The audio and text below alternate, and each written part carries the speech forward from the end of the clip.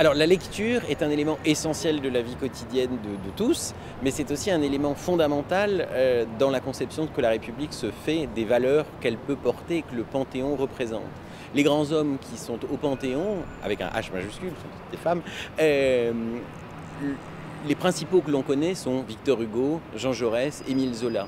Et la définition que l'on se fait du Panthéon se fait aussi par l'écrit et le rapport de la transmission de la mémoire que les livres représentent. Voilà pourquoi Lire et faire lire était vraiment le bienvenu, comme tous les lecteurs, au Panthéon. Je suis particulièrement heureuse de me retrouver ici, avec vous, dans ce lieu prestigieux, si chargé d'histoire. De me trouver ici avec vous, les bénévoles, les coordinatrices, les coordinateurs, les administrateurs, les administratrices de Lire et faire lire, nos partenaires, les autrices, les auteurs, les comédiennes et les comédiens, et bien sûr, notre fondateur, Alexandre Jardin. L'année dernière, nous avions prévu de fêter l'anniversaire de Lire et faire lire. Les conditions sanitaires nous en ont empêchés. Ce n'est donc pas nos 20 ans en 2020 que nous célébrons, mais nos 21 ans en 2021. Vous allez avoir le plaisir d'écouter des lectures d'amis de Lire et faire lire, venus partager avec vous un texte qui les a particulièrement marqués.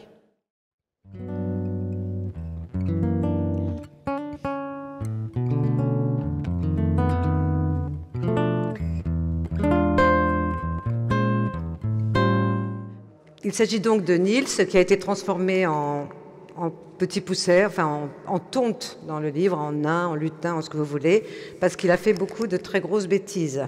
Mais quand on était petits, nous, c'était tout à fait normal d'être punis sévèrement.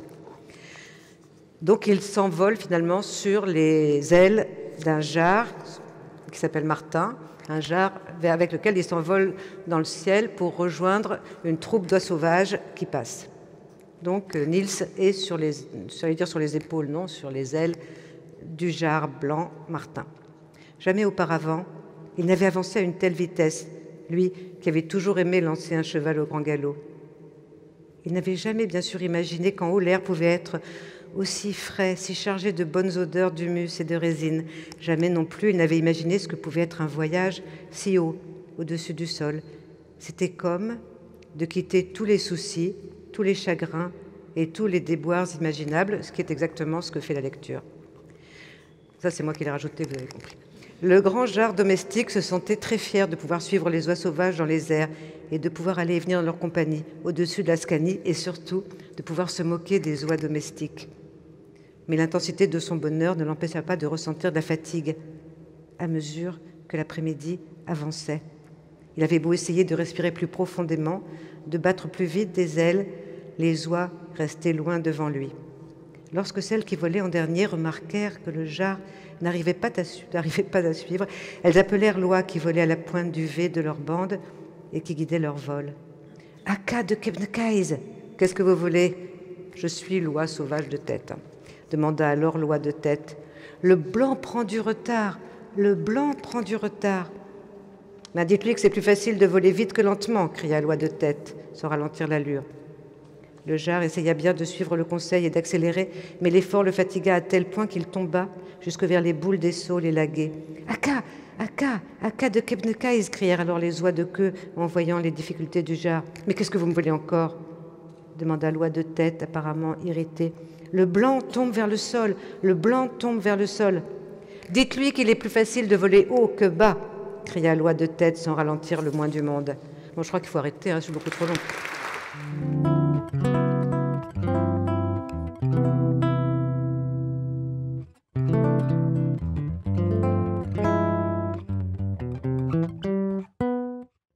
Un petit morceau de La promesse de l'aube de Romain Gary, parce que je l'ai découvert tôt et que quand on est tout gamin et que Souchon vous donne un petit peu de soutien en vous parlant de regarder sous les jupes des filles, Gary avait écrit très très bien, lui, de son côté, ce que c'était d'avoir 8 ans ou 10 ans ou 12 ans et de ne pas savoir s'y prendre et de ne pas être à la hauteur surtout, pas être à la hauteur pour la moitié de l'humanité que sont les femmes, et Gary, c'était son souci, vous vous souvenez. Voilà ce qu'il nous dit. J'avais déjà près de 9 ans lorsque je tombais amoureux pour la première fois. Je fus tout entier aspiré par une passion violente, totale, qui m'empoisonna complètement l'existence et faillit même me coûter la vie. Elle avait 8 ans et elle s'appelait Valentine. Je pourrais la décrire longuement et à perte de souffle, et si j'avais eu une voix, je ne cesserais de chanter sa beauté et sa douceur. C'était une brune aux yeux clairs, admirablement faite, vêtue d'une robe blanche. Elle tenait une balle à la main. Je l'ai vue apparaître devant moi, dans le dépôt de bois, à l'endroit où commençaient les orties qui couvraient le sol jusqu'au mur du verger voisin. Je ne puis décrire l'émoi qui s'empara de moi. Tout ce que je sais, c'est que mes jambes devinrent molles et que ma vue se troubla. Mon cœur se mit à sauter d'une telle violence, absolument résolu à la séduire immédiatement et pour toujours, de façon qu'il n'y eut plus jamais de place pour un autre homme dans sa vie. Je fis comme ma mère me l'avait dit. Et m'appuyant négligemment contre les bûches, je levai les yeux vers la lumière pour la subjuguer. Mais Valentine n'était pas femme à se laisser impressionner. Je restai là, les yeux levés vers le soleil, jusqu'à ce que mon visage ruisselât de larmes, mais la cruelle, pendant tout ce temps-là, continuait à jouer avec sa balle, sans paraître le moins du monde intéressé. Les yeux me sortaient de la tête, tout devenait feu et flamme autour de moi, mais Valentine ne m'accordait même pas un regard. Complètement décontenancé par cette indifférence, alors que tant de belles dames, amies de ma mère, s'étaient dûment extasiées devant mes yeux bleus, à demi aveugles, ayant ainsi du premier coup épuisé, pour ainsi dire, mes munitions, j'essuyai mes larmes et, capitulant sans condition, je lui tendis les 3 pommes vertes que je venais de voler dans le verger. Elle les accepta et m'annonça, comme en passant, « Yannick a mangé pour moi toute sa collection de timbres-poste. » C'est ainsi que mon martyre commença. Au cours des jours qui suivirent, je mangeai, pour Valentine, plusieurs poignées de vers de terre, un grand nombre de papillons, 1 kilo de cerises avec les noyaux, une souris, et pour finir, je peux dire qu'à 9 ans, c'est-à-dire bien plus jeune que Casanova, je pris place parmi les plus grands amants de tous les temps, en accomplissant une prouesse amoureuse que personne à ma connaissance n'est jamais venu égaler. Je mangeais, pour ma bien-aimée, un soulier en caoutchouc.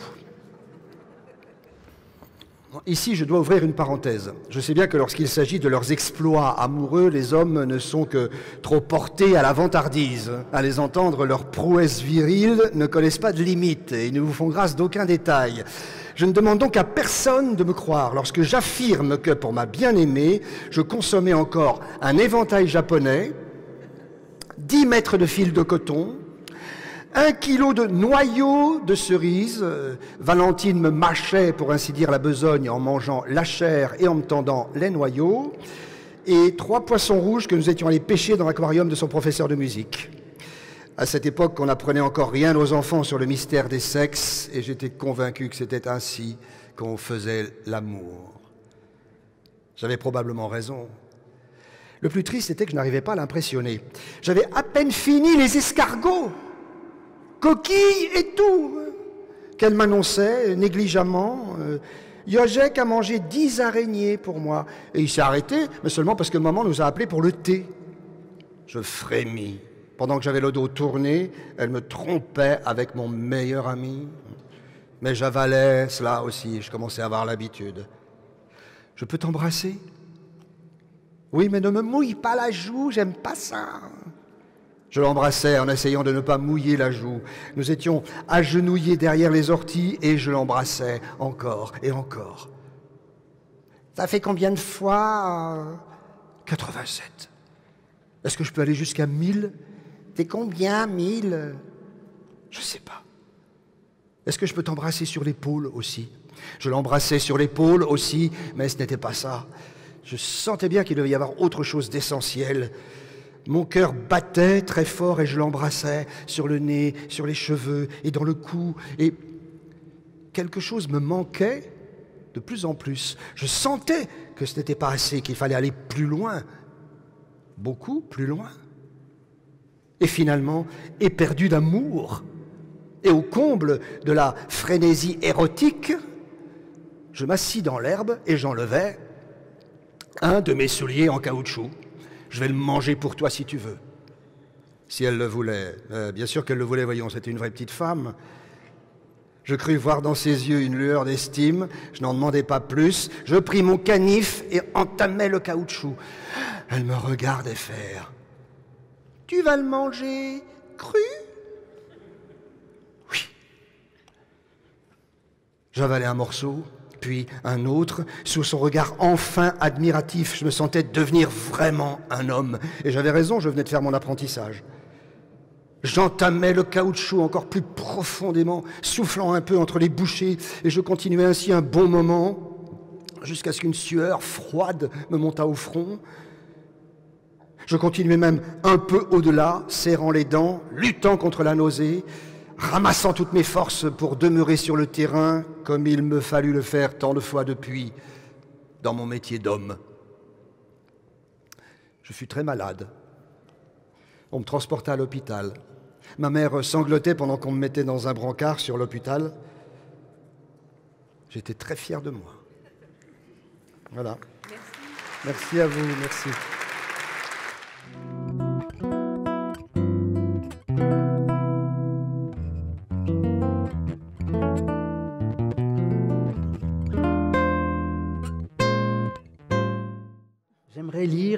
J'aimerais donner un peu de place à l'album, qui est l'album, il y a le roman, évidemment, Gary, incroyable, mais l'album, c'est toute une partie de l'accès à la lecture.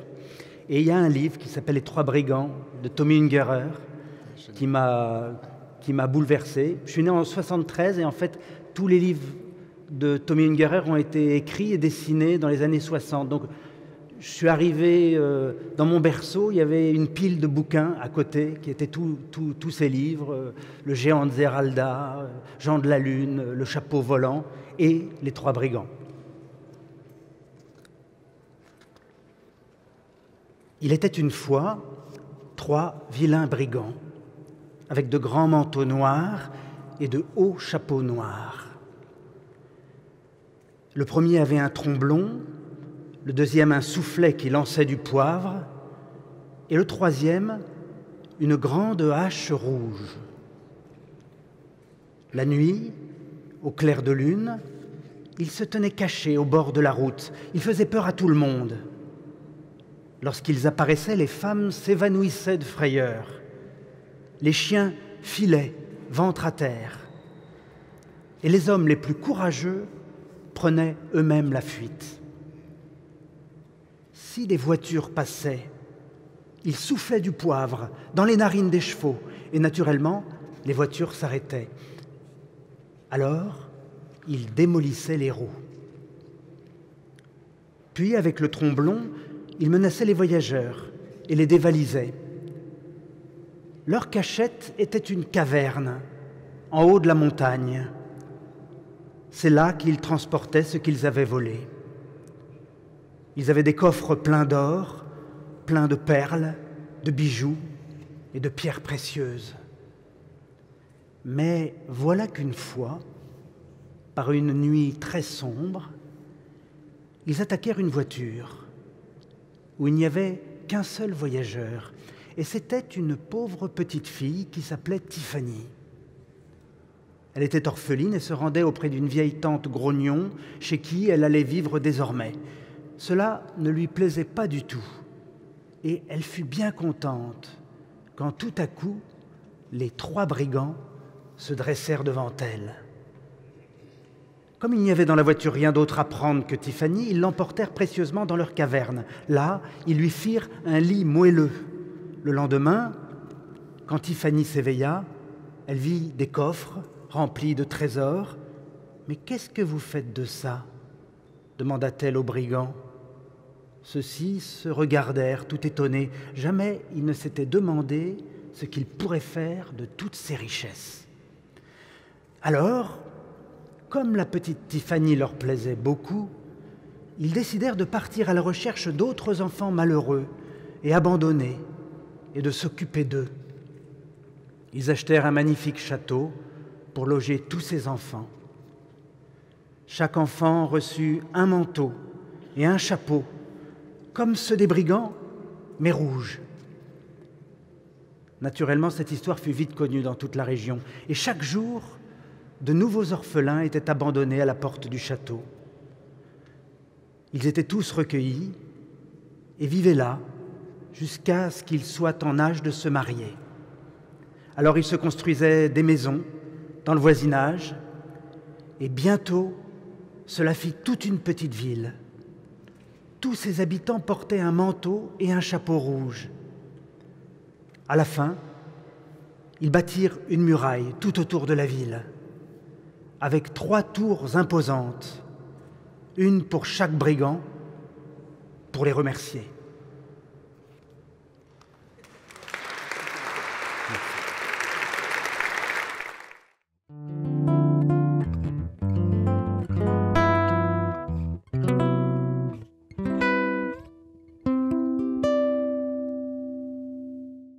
Dans ces lieux, c'est un texte qui m'a beaucoup marqué quand j'étais adolescent.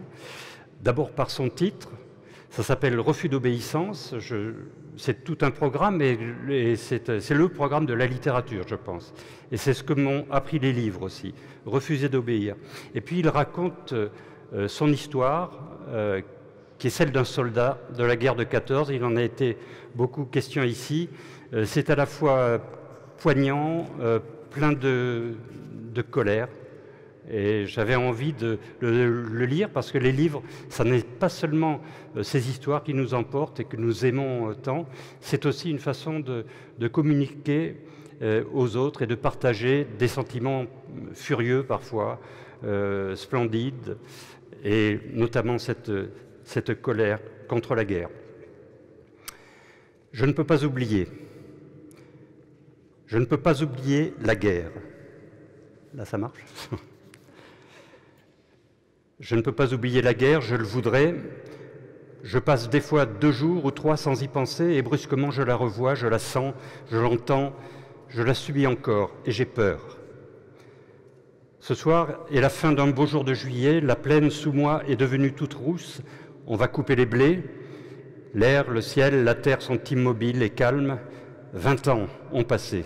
Et depuis 20 ans, malgré la vie, les douleurs, les bonheurs, je ne me suis pas lavé de la guerre. L'horreur de ces 4 ans est toujours en moi. Je porte la marque. Tous les survivants portent la marque.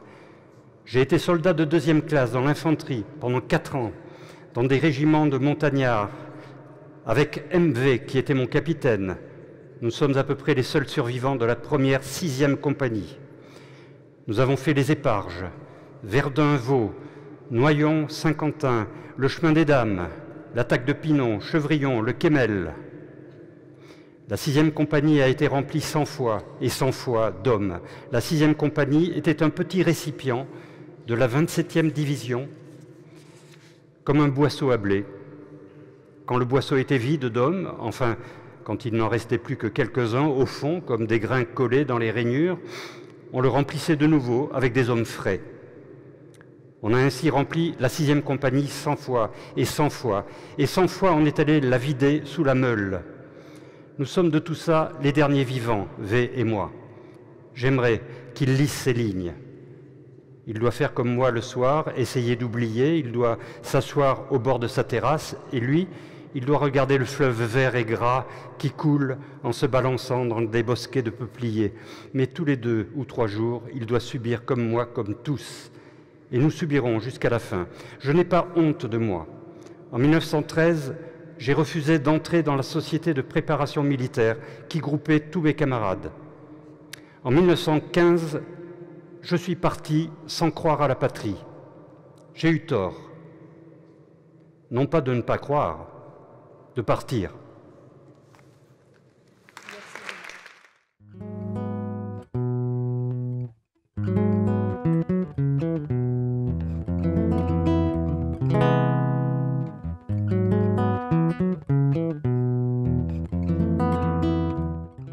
choisi un texte qui m'a accompagné toute ma vie, encore aujourd'hui, c'est Poil de carotte. Bien. Et peut-être parce que Poil de carotte, c'est un héros qui a besoin de nous. C'est comme ça que je l'ai vécu. J'avais l'impression que, et j'ai encore l'impression aujourd'hui, que Poil de carotte, il a besoin de moi comme lecteur, hein, et que c'est moi qui l'accompagne, hein, et pas seulement lui qui m'accompagne. Lettre choisie de Poil de carotte à Monsieur Le Pic et quelques réponses de Monsieur Le Pic à Poil de carotte. De Poil de carotte à Monsieur Le Pic. Institution Saint-Marc. Mon cher papa, mes parties de pêche des vacances m'ont mis l'humeur en mouvement. De gros clous me sortent des cuisses. Je suis au lit. Je reste couché sur le dos et madame l'infirmière me pose des cataplasmes. Tant que le clou n'a pas percé, il me fait mal. Après, je n'y pense plus. Mais il se multiplie comme des petits poulets. Pour un guéri, 3 reviennent. J'espère d'ailleurs que ce ne sera rien.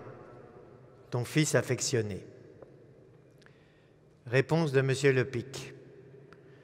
Mon cher Poil de carotte, puisque tu prépares ta première communion et que tu vas au catéchisme, tu dois savoir que l'espèce humaine ne t'a pas attendu pour avoir des clous. Jésus-Christ en avait aux pieds et aux mains. Il ne se plaignait pas et pourtant les siens étaient vrais. Du courage, ton père qui t'aime.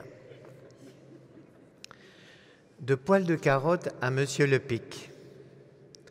Mon cher papa, je t'annonce avec plaisir qu'il vient de me pousser une dent. Bien que je n'ai pas l'âge, je crois que c'est une dent de sagesse précoce. J'ose espérer qu'elle ne sera point la seule et que je te satisferai toujours par ma bonne conduite et mon application. Ton fils affectionné. Réponse de Monsieur Le Pic. Mon cher Poil de carotte, juste comme ta dent poussait, une des miennes se mettait à branler. Elle s'est décidée à tomber hier matin, de telle sorte que si tu possèdes une dent de plus, ton père en possède une de moins. C'est pourquoi il n'y a rien de changé et le nombre des dents de la famille reste le même. Ton père qui t'aime.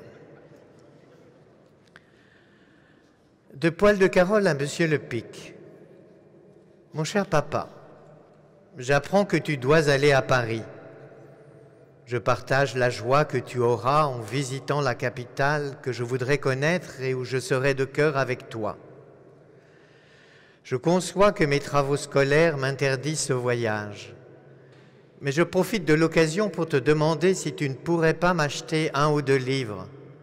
Je sais les miens par cœur. Choisis n'importe lesquels. Au fond, ils se valent. Toutefois, je désire spécialement la Henriade par François-Marie Arouet de Voltaire et la Nouvelle Héloïse par Jean-Jacques Rousseau. Si tu me les rapportes, les livres ne coûtent rien à Paris, je te jure que le maître d'études ne me les confisquera jamais. Réponse de Monsieur Le Pic. Mon cher Poil de carotte, les écrivains dont tu me parles étaient des hommes comme toi et moi. Ce qu'ils ont fait, tu peux le faire. Écris des livres, tu les liras ensuite.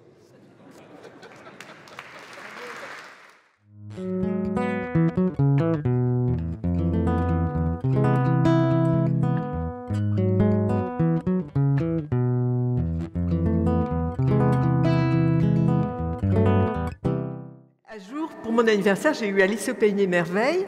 Et quand j'ai lu le début d'Alice au Pays des Merveilles, je me suis dit, mais on m'a comprise. Il y a quelqu'un la personne qui a écrit ce livre m'a comprise. Alors, je me suis tout de suite identifiée à cette petite fille qui s'étonnait et ne s'étonnait pas des choses. Et je l'ai suivie dans le puits tapissé de livres et d'histoires extravagantes. Sous la terre, il y avait le soleil, de la fantaisie, des mots, des aventures. Alors, je vais vous inviter à me suivre dans le terrier du lapin, chapitre 1, Alice au pays des merveilles. Alice commençait à se lasser de rester assise sur la berge et de n'avoir rien à faire.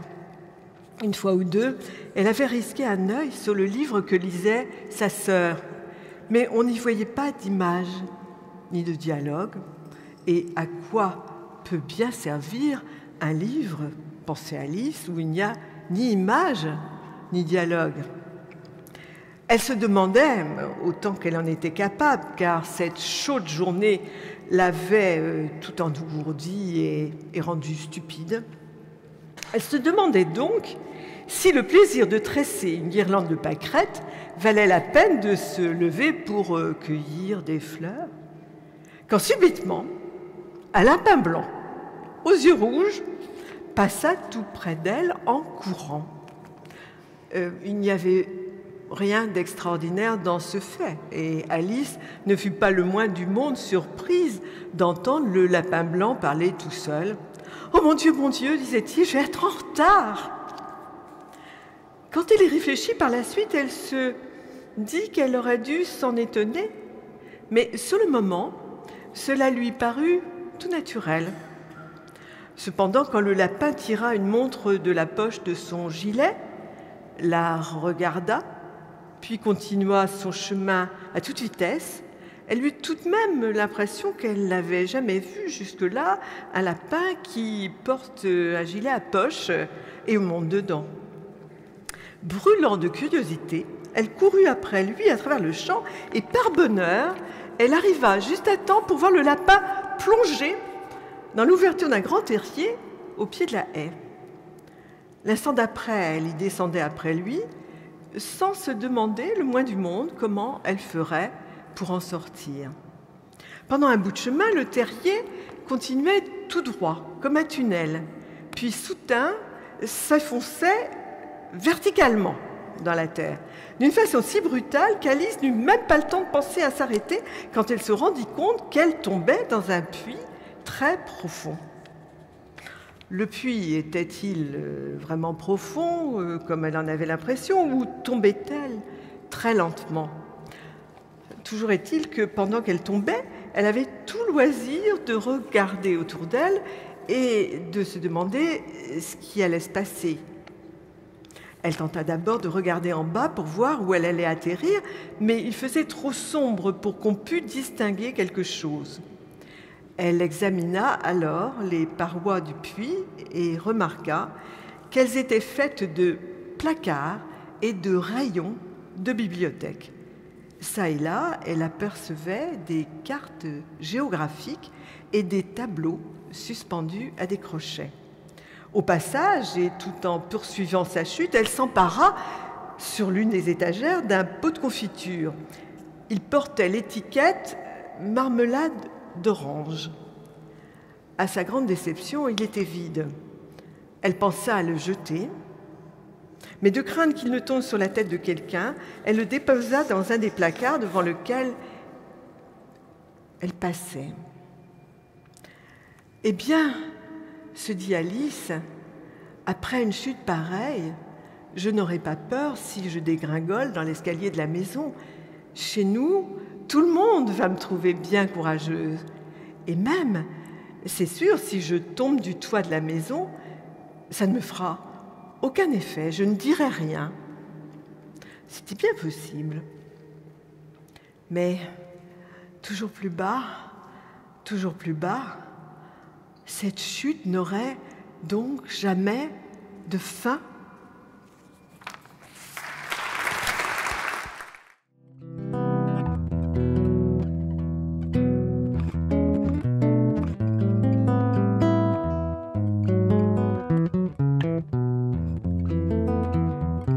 Je vais vous lire deux textes. Tout d'abord, un poème qui est probablement un des premiers qu'on m'a lu quand j'étais enfant. Donc il est très simple, mais très symbolique pour moi. Et d'ailleurs, quand j'étais sur ses genoux, s'il savait qu'un jour, je viendrais au Panthéon lire un de ses poèmes. Alors voilà un éléphant sans pantalon. Être bon. Un éléphant se baladait dans ma cuisine, je lui ai dit très gentiment « Tu n'es pas ici chez un marchand de porcelaine, tu es chez le poète. Apprends à te conduire. » Et il disparut avec délicatesse sagement. Un éléphant blanc, cette fois chose rare, se baladait dans le corridor et je lui dis « Tu n'es pas chez un énergumène ?» Et voilà qu'il me répond « Pardon, monsieur le poète, pardon. » J'aurais pu croire que j'en avais terminé avec les éléphants et je vais dans ma chambre à coucher. Par principe, je regarde en dessous de mon lit, vous savez ce que parler veut dire. J'y trouve encore un éléphant. Je ne me suis pas fâché, je n'ai pas cru à une farce, je lui ai dit « Viens dans mon lit, mon vieux, à chaque jour suffit sa peine. Je t'accorde le bénéfice du droit d'asile. » Et je me suis endormi paisiblement. Alors, Victor Hugo, qui est en ces lieux, en fait, quand il avait une inspiration soudaine pour écrire, il arrachait un bout de papier, une enveloppe. J'ai la chance d'avoir un manuscrit comme ça, et il appelait ça mes copeaux. Et j'ai toujours trouvé que c'était très beau comme expression d'avoir au départ quelques copeaux de poésie. Et alors Achille Chavet, dans un genre complètement différent, écrivait sur des bouts de carton dans un café, sur tout ce qu'il trouvait, de la même manière, et lui appelait ça mes décoctions. Et donc je vais vous lire quelques décoctions d'Achille Chavet. Quand j'étais adolescent et que j'allais dans un café, j'essayais moi-même d'écrire à sa façon de petites phrases. Encore et toujours à la fortune du mot. On peut se découvrir comme on trouve un objet perdu. Il ne faut pas toujours tourner la page, il faut parfois la déchirer. Chaque fois que je traverse un mur, je me fais mal aux ailes. Mais je suis cet écolier qui écrira toujours ses devoirs sur une ardoise du toit de la demeure. Devoirs que l'eau du ciel effacera avec douceur comme le temps efface notre vie. Chasser le naturel, il revient à vélo. Il m'arrive de vagabonder avec les sauterelles dans la principauté de l'herbe. L'orgueil est aussi une cerise rouge. Il est poétique d'écrire simplement pour le plaisir le mot « palétuvier ». Celui qui vous dit « à vrai dire » n'est pas loin de mentir. Pardonnons au pluriel pour n'oublier personne. L'imprévisible n'est jamais que l'arrière-petit-fils du prévisible. On a beau en avoir vu toutes les couleurs, on n'en devient pas nécessairement un arc-en-ciel. Il ne faut jamais ternir sa mauvaise réputation. On n'a jamais aussi soif qu'après avoir traversé un désert qui n'existe pas. On est parfois prisonnier d'une parole qu'on n'a pas donnée. Gardons précieusement, voulez-vous, une commune démesure. Vous devez apprendre à lire entre les lignes des pages blanches, être un arbuste qui sourit à votre passage. Il faut avoir le courage de remonter à la source, même si cette source est un glacier qui pleure. Je suis un vieux peau rouge qui ne marchera jamais dans une file indienne. Merci beaucoup.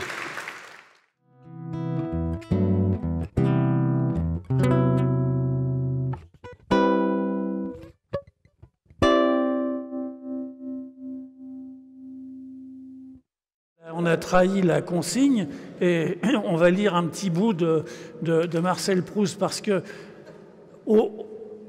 quand il y a eu le premier salon du livre à Paris, une petite maison d'édition avait réédité la préface qu'il avait donnée à un livre de Ruskin sous un titre magnifique, « Les hautes et fines enclaves du passé ». Et j'avais eu le plaisir d'ailleurs de dédicacer ça à une lectrice, comme si c'est moi qui l'avais écrit. Donc j'ai toujours gardé en mémoire ce texte magnifique sur la lecture et nous allons faire ça à deux voix. Il n'y a peut-être pas de jour de notre enfance que nous ayons si pleinement vécu que ceux que nous avons cru laisser sans vivre, ceux que nous avons passés à lire notre livre préféré. Qui ne se souvient comme moi de ces lectures faites au temps des vacances qu'on allait cacher successivement dans toutes ces heures du jour qui étaient assez paisibles et assez inviolables pour pouvoir leur donner asile. Le matin, En rentrant du parc, quand tout le monde était parti faire une promenade, je me glissais dans la salle à manger où, jusqu'à l'heure encore lointaine du déjeuner, personne n'entrerait que la vieille Félicie, relativement silencieuse, et que je n'aurais pour compagnon, très respectueux de la lecture, que les assiettes peintes accrochées au mur, le calendrier dont la feuille de la veille avait été fraîchement arrachée, la pendule et le feu qui parlent sans demander qu'on leur réponde et dont les doux propos vides de sens ne viennent pas, comme les paroles des hommes, en substituer un différent à celui des mots que vous lisez.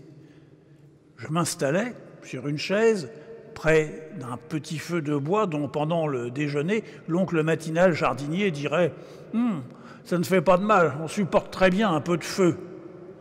Avant le déjeuner, hélas, qui mettrait fin à la lecture, on avait encore 2 grandes heures. De temps en temps, on entendait le bruit de la pompe à eau qui allait s'écouler et qui vous faisait lever les yeux vers elle et regarder à travers la fenêtre fermée, là tout près, dans l'unique allée du jardinet qui bordait de briques et de faïences en demi-lune ces plates-bandes de pensées. Des pensées cueillies, semblait-il, dans ces ciels trop beaux, ces ciels versicolores que comme reflétés par les vitraux de l'église. Il fallait, à un moment, hélas, s'arrêter net et ramener de loin sa voix qui, dans ses lèvres, répétait sans bruit, en courant, tous les mots que les yeux avaient lus. Tiens, je te passe la suite. Merci.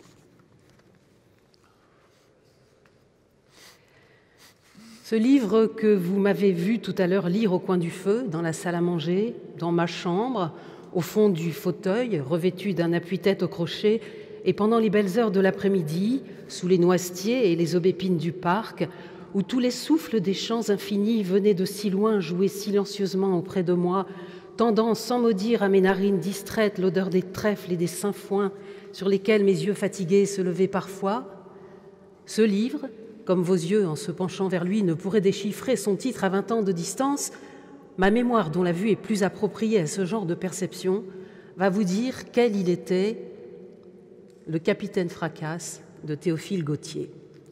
J'en aimais par-dessus tout 2 ou 3 phrases qui m'apparaissaient comme les plus originales et les plus belles de l'ouvrage. Je n'imaginais pas qu'un autre auteur en eût jamais écrit de comparable, mais j'avais le sentiment que leur beauté correspondait à une réalité dont Théophile Gautier ne nous laissait entrevoir 1 ou 2 fois par volume qu'un petit coin. Et comme je pensais qu'il la connaissait assurément tout entière, j'aurais voulu lire d'autres livres de lui où toutes les phrases seraient aussi belles que celle-là et auraient pour objet les choses sur lesquelles j'aurais désiré avoir son avis. Le rire n'est point cruel de sa nature. Il distingue l'homme de la bête et il est, ainsi qu'il appert en l'Odyssée d'Homérus, poète grégeois, l'apanage des dieux immortels et bienheureux qui rient olympiennement tous leurs sous durant les loisirs de l'éternité. Cette phrase me donnait une véritable ivresse. Je croyais apercevoir une antiquité merveilleuse à travers ce Moyen-Âge que seul Gautier pouvait me révéler. Mais j'aurais voulu qu'au lieu de dire cela furtivement, après l'ennuyeuse description d'un château que le trop grand nombre de termes que je ne connaissais pas m'empêchait de me figurer le moins du monde, il écrivit tout le long du volume des phrases de ce genre et me parla de choses qu'une fois son livre fini, je pourrais continuer à connaître et à aimer. Voilà. Alors, si on a juste un mot de la fin. Tant que la lecture est pour nous l'initiatrice dont les clés magiques nous ouvrent au fond de nous-mêmes la porte des demeures où nous n'aurions pas su pénétrer, son rôle dans notre vie est salutaire.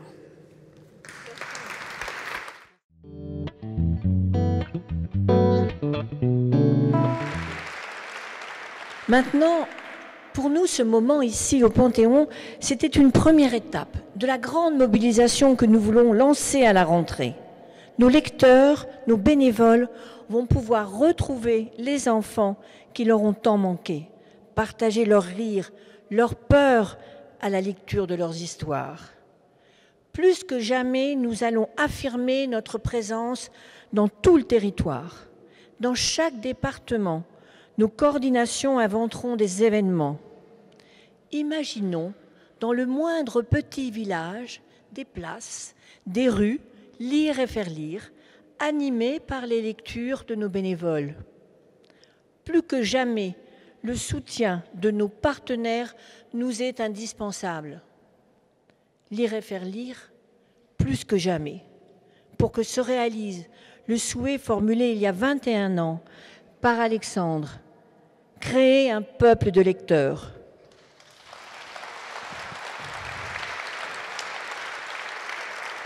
Mon dernier mot sera pour Monsieur Madec, que je vois toujours présent. Monsieur Madec, Monsieur l'administrateur, merci pour nous avoir permis de rentrer vivants au Panthéon.